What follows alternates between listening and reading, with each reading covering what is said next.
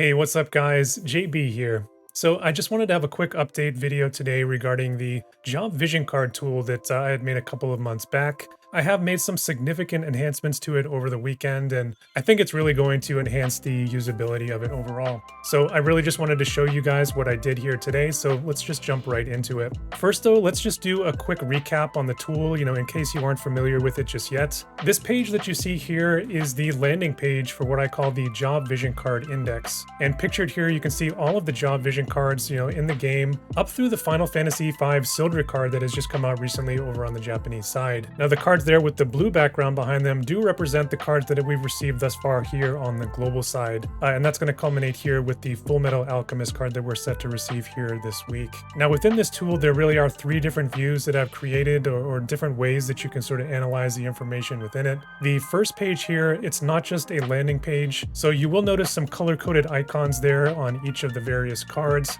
And then there is a table there on the lower left where you can see what each of those means. And that is just going to be a quick reference for the party effects that you can expect on these various cards. Now what you'll also notice here on this view is that each card is given a number or a combination here. And that's going to correspond with the job list that I have there on the left. You can see each of those weapon types in the game. I've given them a different number. Now each card in the game does benefit anywhere from 3 to 4 different jobs. So that is what's going to make up those numbers that you see there on the right.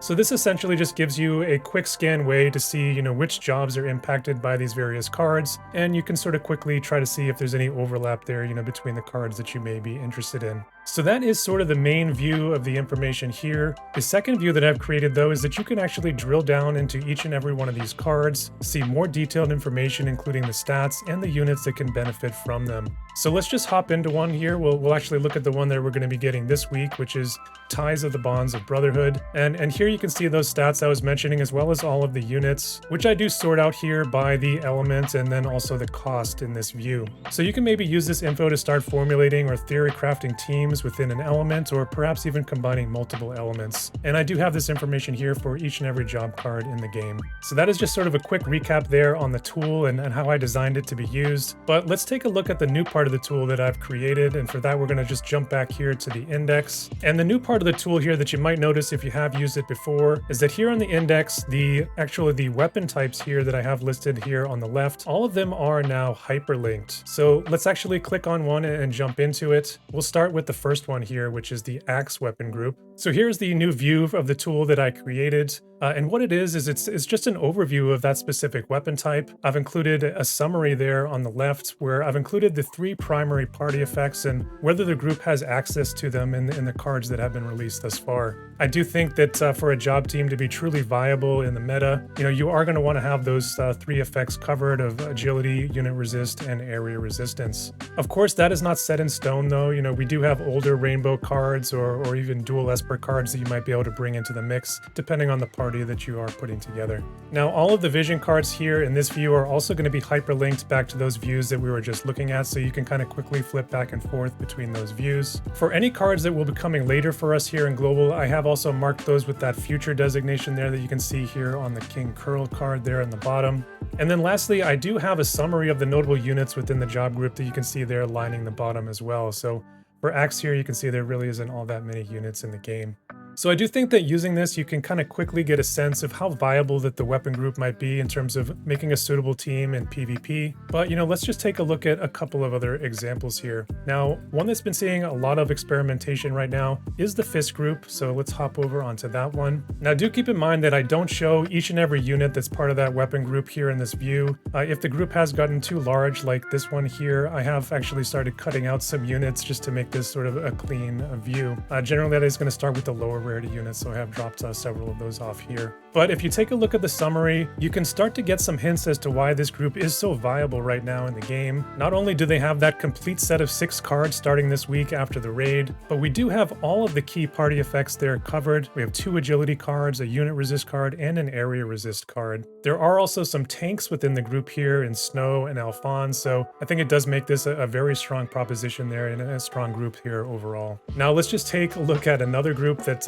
maybe hasn't received much attention, just for comparison, and that is going to be the bow group. To this date in JP, it is the most underdeveloped weapon group out of all of them, despite having, a pretty good number of units here represented that you can see there on the bottom. Now, just sort of speaking frankly here, I do think that it was, a pretty big mistake by Gumi not to actually consolidate bow and gun groups together. As you can see here, there are just 2 cards to date for this particular group, and both of them are actually limited time, which, it does make it pretty difficult, if you are interested in trying to make some teams with these particular units in the framework of this system. So I do think, considering that, it does make these bow units more relegated probably to mono element teams or maybe even some dual element teams there. So let's take a look at just one more example, and I want to take a look at the mace group. So let's pull that one up. Now this group, along with Sword A, which is otherwise known as the Red Mage group, it actually has received the most attention thus far, in terms of the number of cards available. You can see here there are 8 total cards so far for this group. Now there are just a few issues that you might notice if you start to study this information here.